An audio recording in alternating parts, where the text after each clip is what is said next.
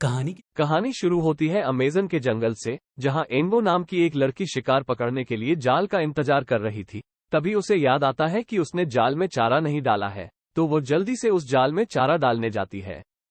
इसके बाद जब वह वहां से वापस आने लगती है तो उसे ऐसा लगता है जैसे उसके पास कोई शिकार है, लेकिन जब उसे वहां एक बंदर दिखता है तो वह वहां से जाने लगती है और गलती से अपने ही जाल में फंस जाती है। इसके बाद हमें जंगल में कैंडामो नाम की जनजाति के मुखिया और उसकी बेटी जुमी दिखाई देते हैं। जनजाति का मुखिया वहां आने वाली मुसीबतों से बहुत चिंतित था, क्योंकि कैंडामो एक बहुत ही बुरे श्राप से गुजर रहा था, जिसके कारण वहां के तालाब में मछलियां अपने आप मरने लगी और उस जनजाति के लोग बहुत बीमार रहने लगे और कमजोर। कैंडामो का मुखिया भी बहुत बीमार और कमजोर था, इसलिए अब वह अपने पूरे कबीले की जिम्मेदारी अपनी बेटी जुमी को देना चाहता था, क्योंकि उसे लगता था कि केवल जुमी ही कैंडामो को श्राप से मुक्त कर सकती है। इसलिए उस रात उसने जुमी को इसकी जिम्मेदारी देने का फैसला किया। वो जनजाति। इस बीच एनबो अभी भी उस जाल में फंसी हुई है। तभी उस जनजाति का कमांडर उसके पास आता है और एनबो से उसे नीचे उतरने में मदद करने के लिए कहता है, क्योंकि उसे अपने दोस्त जुमी का प्रमुख बनने की प्रतियोगिता में जाने में देर हो रही थी। लेकिन अटॉक उसे नीचे उतरने से रोकता है और चाकू उससे दूर रखता है और एनबो को अपनी मदद करने के लिए कहता है, और यह कहकर वो वहां से चला जाता है। एनबो उस चाकू को लेने की बहुत कोशिश करती है, लेकिन वो उस तक नहीं पहुंच पाती।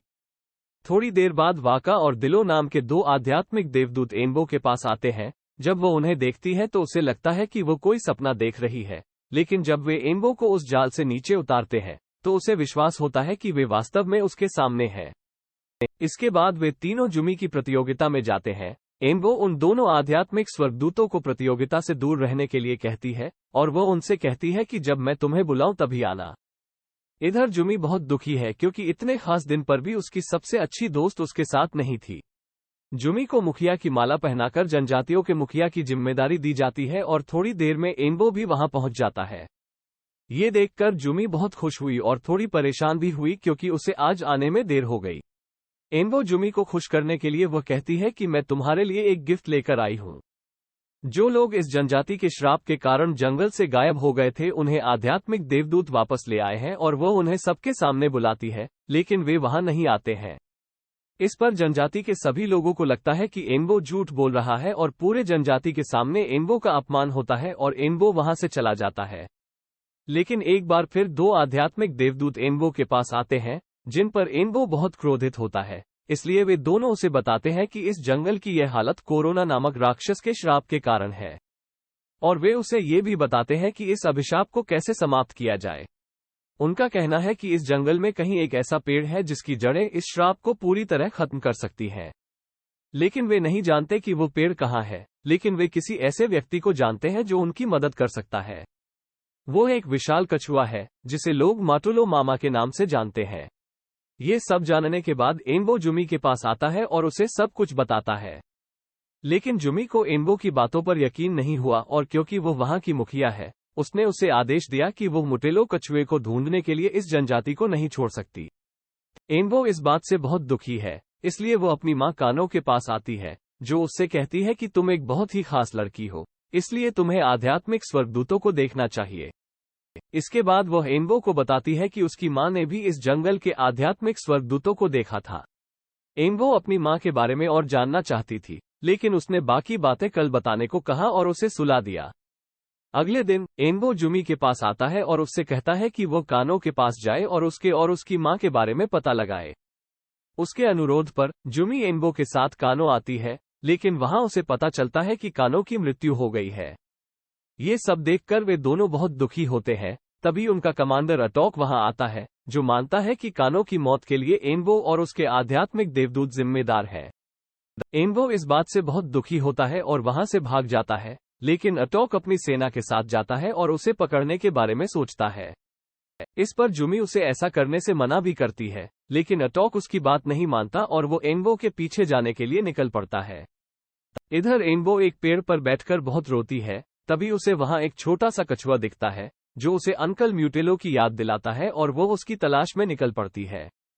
जब उसे बहुत भूख लगती है तो वह एक पेड़ से एक फल तोड़ती है और उसे खाने की कोशिश करती है, लेकिन तभी उस पेड़ के सभी चमगादड़ एनबो पर हमला कर देते हैं और उसे अपने साथ उड़ा ले जाते हैं। लेकिन इससे पहले कि चमगादड़ एनबो को चोट पहुंचाएं, दो आध्यात्मिक देवदूत वहां आ गए और उसे बचा लिया। एनबो उन्हें अपनी मातृ मृत्यु की खबर बताता है और रोने लगता है। इधर अटॉक जंगल में एनबो को ढूंढ रहा है तो उसे उस जंगल में एनबो का एक तीर मिलता है, जिसे देखकर वो समझ जाता है कि एनबो इस रास्ते से आगे निकल गया है। दूसरी ओर जुमी अपने पिता से कहती है कि अटॉक ने उसकी बात नहीं मानी और वह अपनी सेना लेकर एनबो के पीछे उसे मारने चला गया, और इसलिए आपको किसी भी तरह से अटॉक को रोकना होगा। ये सुनकर जूमी अपने दो सिपाहियों के साथ उसे जंगल में ढूंढने निकल पड़ती है। इधर रास्ते में जब एनबो और उन दोनों आध्यात्मिक देवदूतों को भूख लगती है तो वे दोनों एनबो को तीर से फल तोड़ने के लिए कहते हैं, लेकिन एनबो के सारे तीर रास्ते में ही खत्म हो गए तो दिलो उसे घास का एक तीर देता है, जिसे देखकर एनबो कहता है कि इससे कोई फल कैसे टूट सकता है। तो दिलो उस तीर को गिराकर उसका फल दिखाता है और वह उससे कहता है कि हमें हमेशा अपने ऊपर विश्वास रखना चाहिए, क्योंकि विश्वास के बल पर हम कोई भी काम बहुत आसानी से कर सकते हैं। फल खाने के बाद वे तीनों ग्रेट नदी की ओर निकल पड़े और थोड़ी देर बाद उन्हें जंगल से धुआं निकलता हुआ दिखाई दिया, और असल में ये धुआं नहीं बल्कि दानव याकुरोना है, जिसे देखकर वो तीनों भागने लगते हैं। उसी समय एनबो देखता है कि कुछ लोग जंगल में खुदाई कर रहे हैं, जहां बहुत अधिक प्रदूषण है। तभी एनबो की नजर एक आदमी पर पड़ती है जो उस दानव याकुरोना के वश में था, और जब एनबो की नजर उस आदमी पर पड़ती है तो वह भी उसके वश में होने लगता है। लेकिन तभी वाका और दिलो एनबो को लेकर वहां से भागने लगते हैं। वो दानव याकुरोना उनका पीछा करता है, इसलिए वे तीनों अपनी जान बचाने का प्रयास करते हैं।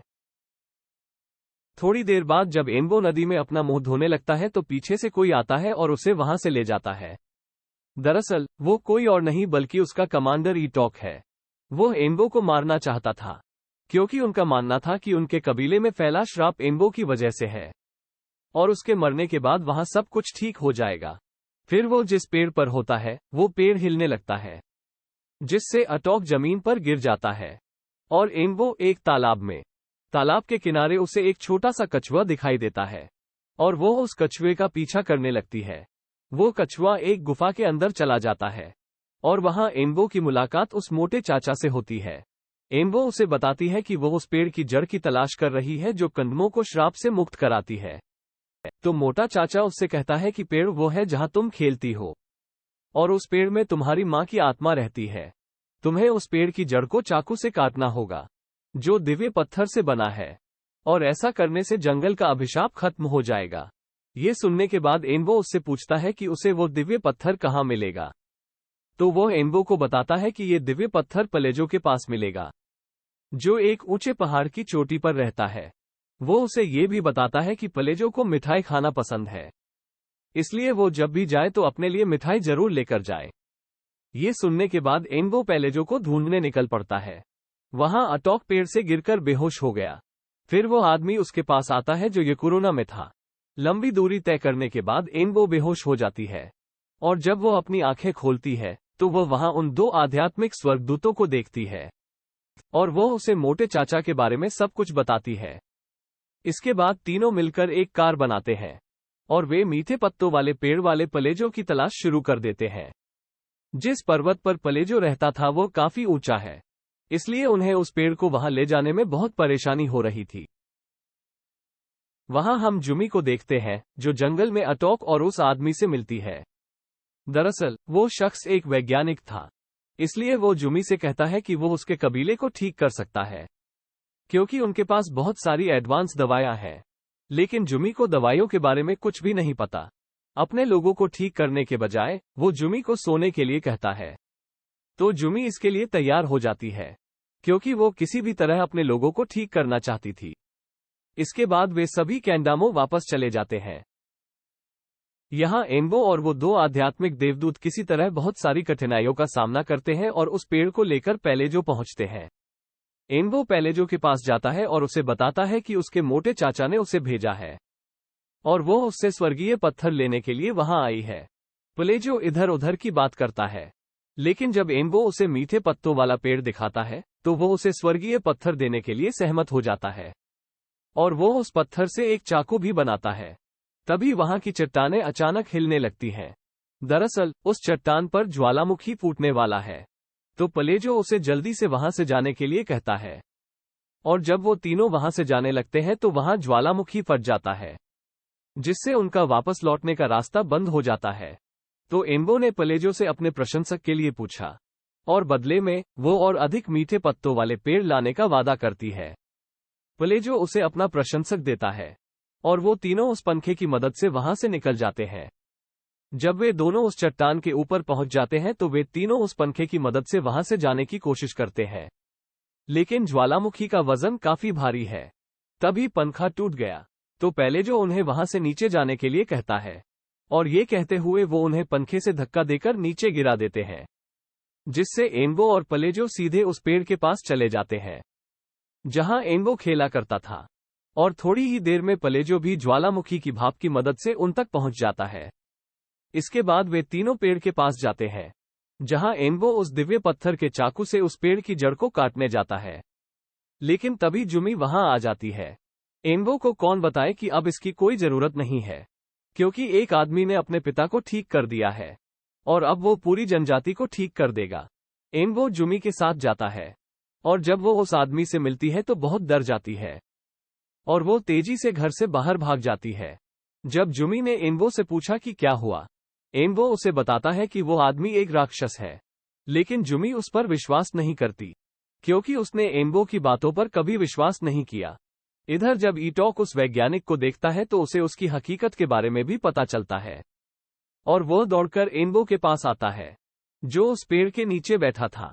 इसके बाद वो एम्बो से अपने किए के लिए माफी मांगता है, क्योंकि उसे पता चला कि एम्बो सब कुछ ठीक करना चाहता था। और इसके बाद उन दोनों ने उस चाकू से उस पेड़ की जड़ को काट दिया। पेड़ काटने के बाद एम्बो की मां उसमें से बाहर आती है। एम्बो उससे मिलकर बहुत खुश है। एम्बो की मां उसे अपनी शक्ति से एक तीर देती है। इधर जुमी और उसके पिता भी याकुरोना की चपेट में थे। तभी जुमी सभी को उस वैज्ञानिक के सामने झुकने का आदेश देती है। हर कोई उसकी बात मानता है और उसके सामने सिर झुकाता है। इधर एम्बो की मां सोना निकालने वाली मशीन को रोक देती है, और वो उस वैज्ञानिक के पास आती है। और यहां हमें पता चला कि वो वैज्ञानिक एम्बो के पिता है, जिसे उसकी मां काफी समय पहले वहां लेकर आई थी। लेकिन अब वो याकुरोना की पकड़ में था। ये सुनकर याकुरोना क्रोधित हो जाती है, और वो अपने असली रूप में आ जाता है। और इसके बाद वो जुमी को लेकर उन मशीनों की तरफ चला जाता है। ये देखकर वे सभी जुमी को बचाने के लिए याकुरोना के पीछे चले जाते हैं। और इसके बाद एम्बो जुमी को बचाने के लिए याकुरोना को जादुई तीर से मारने की कोशिश करता है, लेकिन वो तीर नहीं चला सकती क्योंकि उसे लगता है कि यह उसके पिता है। तभी उसकी मां वहां आ जाती है, और वो उसे समझाती है कि वो अपने पिता पर तीर नहीं चला रही है, लेकिन वो अपने अंदर के राक्षस पर निशाना साध रही है। और इसके बाद एम्बो उस पर वो तीर चला देता है, जिससे उस राक्षस याकुरोना का वध हो जाता है, और उसके पापा अपने असली रूप में आ जाते हैं। एम्बो उससे मिलकर बहुत खुश है। इसके बाद एम्बो की मां और पापा उस पेड़ में फंस जाते हैं, और उसके बाद पूरा कैंडामो खुशियों से भर जाता है। और इसी के साथ ये फिल्म यहीं खत्म हो जाती है। तो अगर आपको वीडियो पसंद आया हो तो वीडियो को लाइक और शेयर जरूर करें, और कृपया मेरे चैनल को सब्सक्राइब करें, और उस बेल आइकन को दबा दें।